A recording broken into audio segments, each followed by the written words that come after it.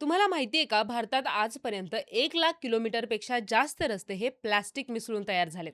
फक्त 1 किलोमीटर रस्ता बनवताना जवळपास 1 टन प्लास्टिकचा कचरा वापरला जातो. म्हणजे इतका कचरा जो डम्पिंग ग्राउंडमध्ये किंवा समुद्रात गेला असता, तो आता आपल्या पायाखाली मजबूत रस्ता बनवून उभा आहे. पण हे नेमकं कसं शक्य होतं आणि यात खरंच पर्यावरणाचा फायदा होतो का? आणि याची प्रक्रिया नेमकी काय असते? चला जाणून घेऊया या व्हिडिओच्या माध्यमातून. त्याआधी थेट वास्तव चॅनलला सबस्क्राईब करायला विसरू नका. नमस्कार, मी ऋतुजा आणि आपण पाहताय थेट वास्तव. मित्रांनो, आपल्या जवळपास सर्वत्र दिसणारी गोष्ट म्हणजे प्लास्टिक. भाजीपाला आणण्यासाठीच्या पिशव्या असोत, पाण्याच्या बाटल्या असोत, दुधाच्या पिशव्या असोत, चिप्सची पॅकेट्स किंवा इतर पॅकेजिंग, हे सगळं वापरून झाल्यावर ते थेट कचऱ्यात जातं. आणि याची सर्वात महत्त्वाची समस्या म्हणजे प्लास्टिक सहज विघटित सुद्धा होत नाही. जमिनीत मिसळायला शेकडो वर्ष लागतात.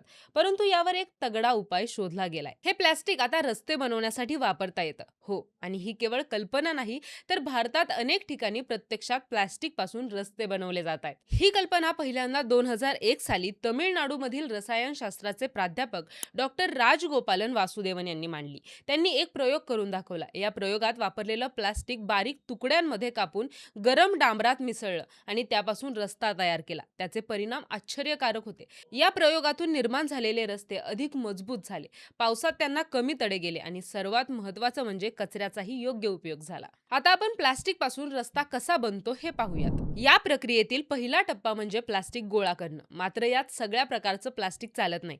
पीव्हीसी पाईप्स किंवा पाण्याच्या पीईटी बाटल्या यांचा वापर टाळला जातो, कारण गरम केल्यावर ते हानिकारक वायू सोडतात. त्याऐवजी पिशव्या, मल्टीलेअर पॅकेजिंग, प्लास्टिकची झाकणं यांसारख्या सिंगल यूज प्लास्टिकचा यूज केला जातो. कचरा जमा झाल्यावर तो धुवून वाळवला जातो, जेणेकरून माती, धूळ किंवा प्लास्टिकच्या पिशव्यांना चिटकणारे अन्नाचे उरलेले तुकडे निघून जातील. त्यानंतर मशीनच्या मदतीने प्लास्टिक 2 ते 4 मिलीमीटर आकाराच्या बारीक तुकड्यांमध्ये कापलं जातं. रस्ता तयार करण्यासाठी डांबर साधारण 170 अंश सेल्सिअस पर्यंत गरम केलं जातं. या गरम डांबरात प्लास्टिकचे तुकडे टाकले जातात. उष्णतेमुळे ते वितळतात आणि डांबराला चिकटतात. नंतर हे मिश्रण रस्त्यावर पसरवलं जातं आणि रोलरने दाबून ते पॅक केलं जातं. या पद्धतीने रस्ता तयार करत असताना प्लास्टिक वापरण्याचे फायदे अनेक आहेत. पावसाळ्यात रस्त्याला कमी तडे जातात, रस्ता खचण्याची शक्यता कमी होते, प्लास्टिक कचऱ्याचा पुनर्वापर होतो, डम्पिंग ग्राउंडवरील भार कमी होतो आणि डांबराचीही काही प्रमाणात बचत होते.